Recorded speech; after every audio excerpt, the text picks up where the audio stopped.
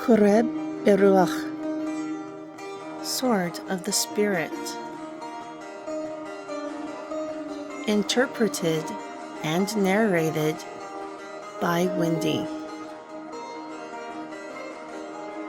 Shemot, Exodus. Chapter 7.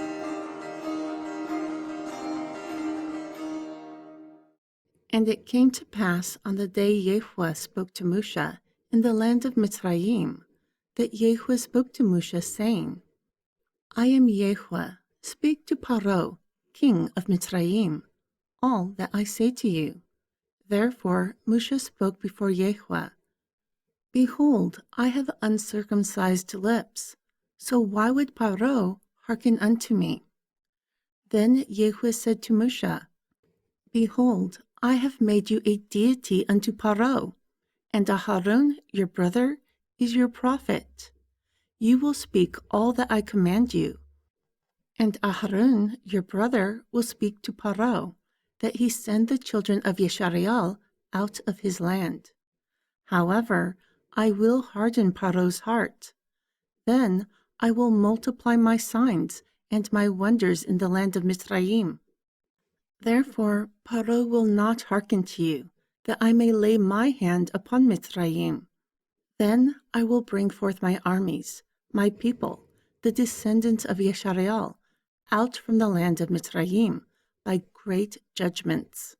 Furthermore, the Mitzrayim will know that I am he who exists, when I stretch forth my hand upon Mitzrayim, and bring out the children of Yeshariel from among them. Moreover, Moshe and Aharon did as Yahuwah commanded them. Thus they did.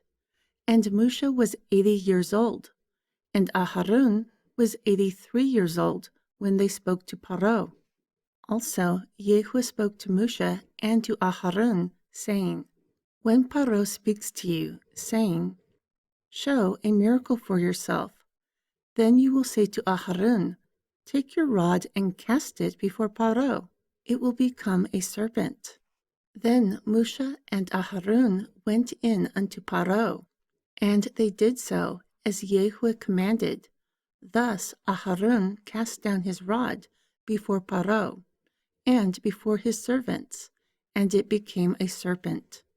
Therefore Paro called the wise men and the sorcerers as well. Now they, the magicians of Mitzrayim, did their enchantments in a similar manner also. Then every man cast down his rod, and they became serpents. But Aharon's rod swallowed up their rods. Therefore Paro's heart was hardened, and would not hearken unto them, as Yahuwah had spoken. And Yahuwah said to Moshe, Paro's heart is hardened. He refuses to let the people go. Go to Paro in the morning. Lo, he goes out to the water, and you will stand by the river's edge to meet him.